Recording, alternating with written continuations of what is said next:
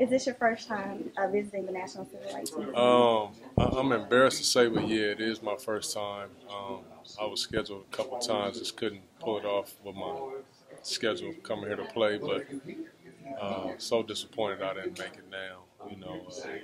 Seeing what I've seen and how beautiful this place is and the history, obviously, that's here. What was going through your mind as you saw some of the sites and the historic landmarks? Just at the start of it, just coming in and seeing, the first exhibit, slavery in America, seeing, how they have to, sit and chained up on the boats and being transported for 5 weeks.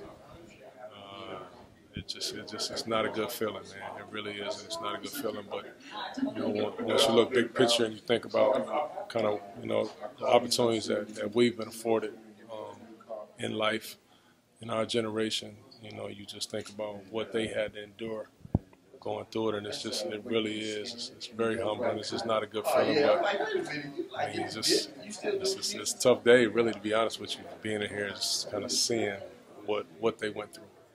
You had a wonderful career, and you are being honored today and tomorrow by the Memphis Grizzlies for the MLK Day celebration. Yeah. How does that feel? Were you surprised when you got the call?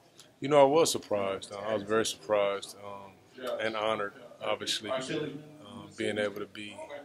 This is an organization that I don't have any connection with, but they've been able to see, kind of how I've, gone about my career and carried myself, and so it's very, very good honor to be honored by such a great organization in such a great city with so much history, obviously. So, this is one of the ones that I will always remember.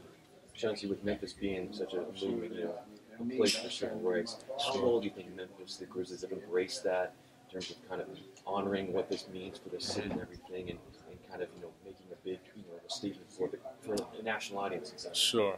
I think to be honest with you, I've always been a fan of the Grizzlies and how they play, and the guys on the team. I think their connection to the city, to the history of this city, I think is one of the reasons why everybody gets behind them here.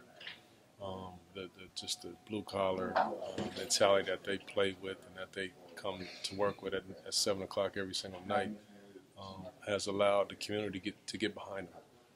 I was a part of some great teams in Detroit, and it was a very similar team, very similar following, blue collar type of city, and we played with that heart and tenacity every single night as they do.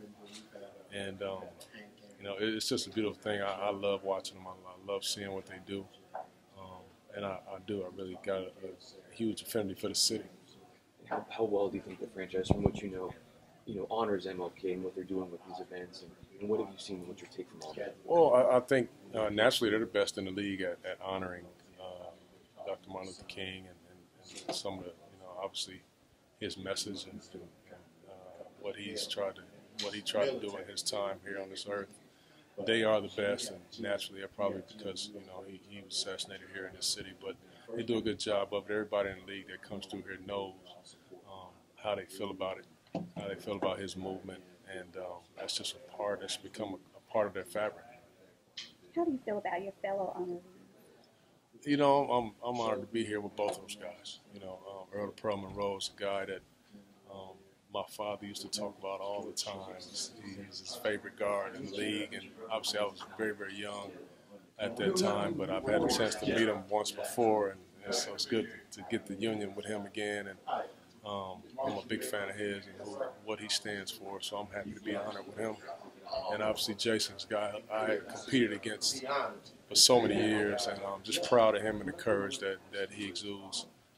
In his announcement a year or so ago. So just proud to be with both these guys. Yeah, thank you.